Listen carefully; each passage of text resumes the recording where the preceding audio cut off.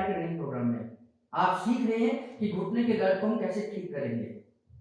और इसी कड़ी में हम 3 नए पॉइंट सीख रहे हैं। EP point of knee setting और गिरिराज। यानी कि गिरिराज, ईपी पॉइंट ऑफ नी और नी सेटिंग हम कैसे देंगे और कैसे इतना इफेक्टिव ट्रीटमेंट से ये पॉइंट्स हैं जिससे कि पेशेंट को तुरंत आराम आ जाएगा। जैसे मैं सिखा रहा हूं, जिस सीक्वेंस से बता रहा हूं, उसी सीक्वेंस में आपने सीखना है और पेशेंट के ऊपर अप्लाई करना है। आइए देखते हैं। नी सेटिंग का मतलब ये है कि जब हम ये देखते हैं कि घुटने की मांसपेशियों के पीछे से दर्द आता है, यानी कि घुटने के पेशेंट को पीछे की तरफ से जब दर्द आता है तो हम पैरों की उंगलियों से इस यहाँ के मसल्स को सेट करते हैं और घुटने का दर्द निकल जाएगा। तो देखेंगे कि नी सेटिंग हम कैसे करेंगे और घुटने पर इसका इफेक्ट कितना अच्छा आएगा। सबसे पहले हम पैर को सीधा रखना है। आप पाउडर का इस्तेमाल कर सकते हैं और अंगूठे को सबसे छोटी वाली उंगली जहां से शुरुआत होती है उसे नीचे की तरफ रखेंगे और यहां से उंगली को, जैसे हमने सर्वाइकल सेटिंग दी थी उसी तरीके से हम नी सेटिंग कर रहे हैं और पीछे की तरफ प्रेशर देंगे। पेशेंट को बोलेंगे लंबी गहरी श्वास लेनी है। पेशेंट इस प्रेशर के समय पर लंबी गहरी श्वास को लेकर होल्ड करेगा और जैसे ही हम इस उंगली को रिलीज करेंगे पेशेंट श्वास को छोड़ देगा। तो हमें ये ध्यान करना है जहां उंगली शुरू होती है उससे नीचे ही प्रेशर रखना है। कभी भी उंगली को ऊपर से प्रेशर नहीं देना, नहीं तो पेशेंट को पेन होगा। जैसे इनको भी पेन हो रहा है, देखिए, है ना। और हम इसी प्रेशर को यहाँ से रखेंगे तो उनको कम पेन होगा। इसके साथ ही जब ये कंप्लीट हो जाए तो फिर एक उंगली और इन्वॉल्व कर लेनी है। अब दोनों उंगलियों को एक साथ करना है, इन दोनों को इस तरीके से पकड़ना है और नीचे से प्रेशर जाएगा। लंबी गहरी श्वास लेंगे ये भी, और जब मैं प्रेशर को होल्ड कर रहा हूं तो ये भी होल्ड करेंगे श्वास को और धीरे धीरे श्वास को छोड़ देंगे। अगली बार ये तीसरी उंगली को भी मैं इन्वॉल्व करूंगा और इस बार फिर मोड़ूंगा। लंबी गहरी श्वास लेंगे, ये होल्ड करेंगे श्वास को और धीरे धीरे 6 सेकंड के बाद में श्वास को छोड़ देना है। 6 सेकंड का होल्ड जरूरी है। उसके बाद चारों उंगलियों को हम होल्ड करेंगे।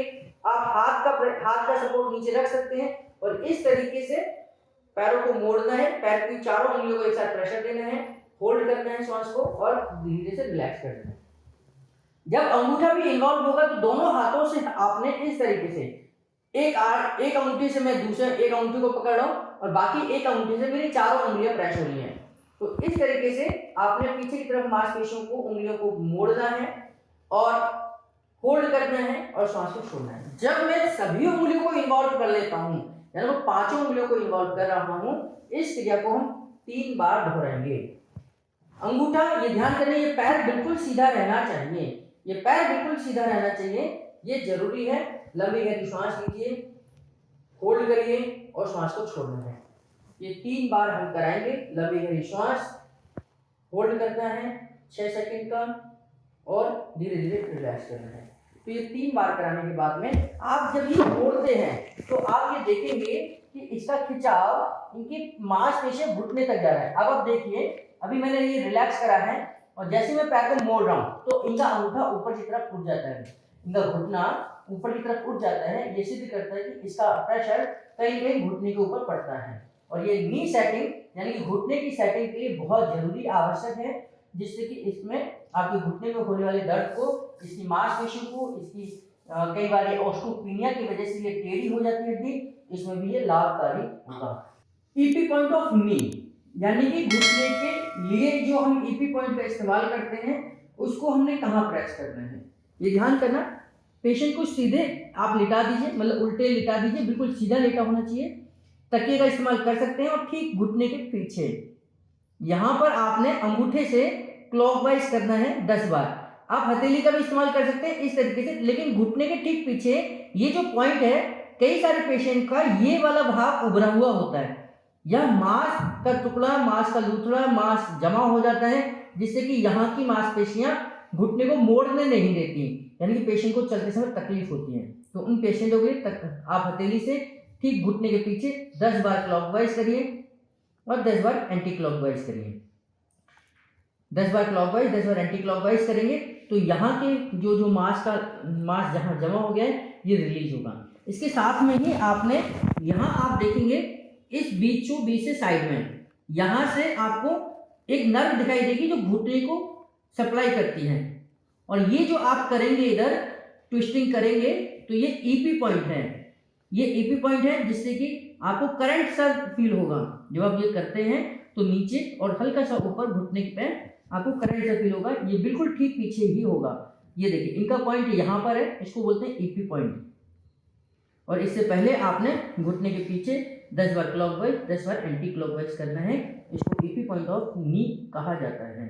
नेक्स्ट पॉइंट हमारा है गिरिराज का। गिरिराज के समय पर यानी कि घुटने के ऊपर की मांसपेशियों को हमने ऊपर की तरफ सेट करना है और नीचे की मांसपेशियों को नीचे सेट करना है। ध्यान करना है, सबसे पहले हम क्या करेंगे, हथेली से घुटने के ऊपर की मांसपेशियों को धीरे धीरे पुश करते हुए हम इस हिप जॉइंट पर क्लॉकवाइज कर देंगे। यहां से ऊपर की तरफ पुश करते हुए धीरे धीरे पुश करते हुए ऊपर की तरफ सेट कर देंगे। ये 3 बार हमने ये इस प्रोसेस को करना है। इसके बाद में साइड से यानी कि राइट साइड से इधर से कवर करने हैं इस तरीके से, ये भी इसी पॉइंट पे पुश कर देना है। इससे हम घुटने के ऊपर की मांसपेशियों को सेट कर रहे हैं, इस तरीके से हल्का हल्का पुश करते हुए ऊपर ले जाना है। अब इंटरनल साइड यानी कि अगर आप देखें तो इस तरफ की जो साइड है इसको मैं यहां से कवर कर रहा हूं, तो इधर से भी हम इस मांसपेशियों को ऊपर की तरफ सेट कर देंगे इस तरीके से, हल्का हल्का पुश करते हुए